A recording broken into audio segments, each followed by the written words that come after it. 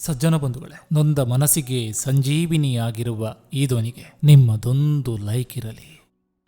ಅರಿಯದಂತೆ ಶುರುವಾಗಿ ತಿಳಿಯದಂತೆ ಮುಗಿಯುವ ಈ ಜೀವನದಲ್ಲಿ ಅರಿಯದಿದ್ದರೂ ಅರಿತು ಬದುಕುವುದೇ ಈ 3 ದಿನದ ಜೀವನ. ಉಸಿರು ಮತ್ತು ನಂಬಿಕೆ ಬೇರೆ ಬೇರೆ ಹೆಸರುಗಳನ್ನು ಹೊಂದಿವೆ, ಆದರೆ ಅವು ಒಂದೇ ಕೆಲಸವನ್ನ ಮಾಡ್ತವೆ. ಉಸಿರು ಹೋದರೆ ದೇಹ ಸಾಯ್ತದೆ, ನಂಬಿಕೆ ಹೋದರೆ ಸಂಬಂಧ ಕೊನೆಗೊಳ್ತದೆ. ಪಾಪದ ಕೊಡ ತುಂಬಿದಾಗ ಅಹಂಕಾರ ಮಟ್ಟ ಹಾಕಲು ದೇವರು ಯಾವ ರೂಪದಲ್ಲಿ ಬೇಕಾದ್ರೂ ಬರ್ತಾನೆ.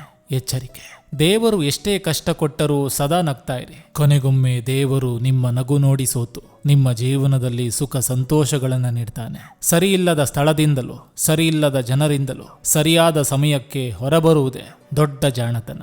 ಸುಳ್ಳಿನಿಂದ ಬೆಳೆದವರು ಹುಲ್ಲಿನಂತೆ ಎಷ್ಟು ಬೇಗ ಬೆಳೆಯುತ್ತಾರೆ, ಅಷ್ಟೇ ವೇಗವಾಗಿ ಸುಟ್ಟು ಹೋಗ್ತಾರೆ. ಸತ್ಯದಿಂದ ಬೆಳೆದವರು ಆಲದ ಮರದಂತೆ ಬೆಳೆಯುವುದು ನಿಧಾನವಾದರೂ ಬೆಳೆದ ನಂತರ ಅವರ ಮೌಲ್ಯ ಅಪಾರ ಸಂಖ್ಯೆಯಲ್ಲಿರ್ತದೆ.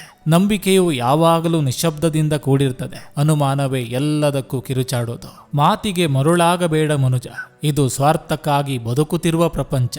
ಆಗಿ ಹೋದ ಕ್ಷಣಗಳ ಬಗ್ಗೆ ಚಿಂತಿಸಬೇಡಿ, ಅದು ಕಂಬನಿ ತರ್ತದೆ. ಮುಂದೆ ಆಗುವ ಕ್ಷಣಗಳ ಬಗ್ಗೆ ಚಿಂತಿಸಬೇಡಿ, ಅದು ಗಾಬರಿ ತರ್ತದೆ.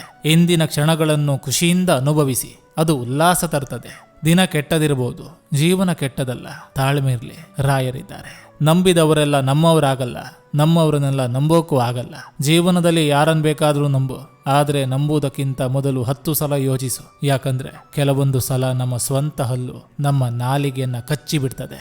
ಸಜ್ಜನ ಬಂಧುಗಳೇ, ಇದು ಇಂದಿನ ಸಂಚಿಕೆ ಅಂತ ಹೇಳ್ತಾ, ಈ ಸಂಚಿಕೆ ನಿಮ್ಗೆ ಇಷ್ಟವಾಗಿದ್ರೆ ದಯವಿಟ್ಟು ಒಂದು ಲೈಕ್ ಮಾಡಿ, ಜೊತೆಗೊಂದು ಕಮೆಂಟ್ ಮಾಡಿ. ಮತ್ತೆ ಮುಂದಿನ ಸಂಚಿಕೆಯೊಂದಿಗೆ ಅತಿ ಶೀಘ್ರದಲ್ಲಿ ನಿಮ್ಮನ್ನ ಭೇಟಿಯಾಗ್ತೇನೆ. ನಿಮ್ಮೆಲ್ಲರ ಮನಸ್ಸು ಪ್ರಶಾಂತವಾಗಿರಲಿ ಅನ್ನೋದು ಈ ವಾಹಿನಿಯ ಉದ್ದೇಶ.